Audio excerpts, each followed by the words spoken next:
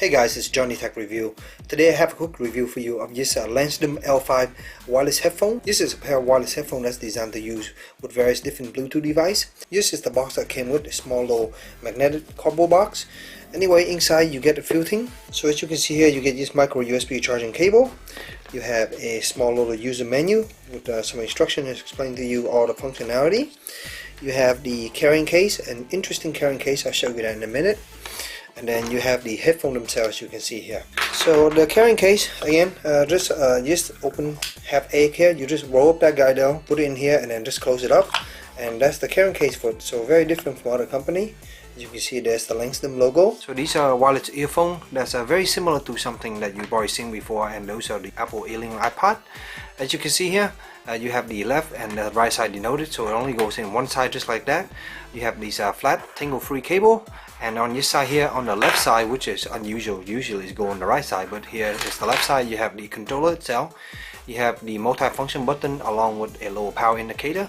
You have the volume up and down and track changing, and then on the side here you have the micro USB charging port along with the microphone right out. So this unit here is basically the bulk of your unit. The earbuds themselves are very small, as you can see, and this guy here holds the battery, and this has all the basically Bluetooth electronic component all in here. So one thing you will notice that with this unit here, this will basically tug on you a little bit due to the weight. Using this little shut clip here, that would greatly help that. So you will clip this to your shut, so that will prevent this cable from moving around, making a lot of cable noise. Similar to the Apple EarPod, these are decently comfortable to wear for an hour or two, but depending on your ear shape, this could give you a little bit of pinch. And since these are not silicone tips, you can't really change these. Sound quality wise, due to this design, they do not go in your ear totally perfect. So depending on who you are, you might get a better seal than other. But for me, they didn't really get a really strong seal, so the bass are not very strong. Yes, you will definitely hear the bass, but it's not very strong and impactful. The bass does manage to stay pretty clean and does not get muddy at all. The mid for the vocal lines on these also sound slightly emphasized, and that's not a bad thing for this unit, as it brings out the vocal a little bit and it sounds quite good. So the highs on this is crystal clean, but sometimes you will definitely experience a little bit of harshness or pitchiness on this pair of headphones when you listen to female vocalists. Range wise, this pair of headphone here on an open room can easily do 30 feet before I start the clip. In my home here, through the wall, I get 10 to 15 feet, and that's the best I can get out of this pair. So pretty standard rate. Charging this unit take me about 2.5 hours or so, and using it at about 90% volume, I get about 3.5 hours out of these. So another thing you can do with these, of course, is to make phone call with them. So if you have a phone call coming in, you can just press this button here to answer it.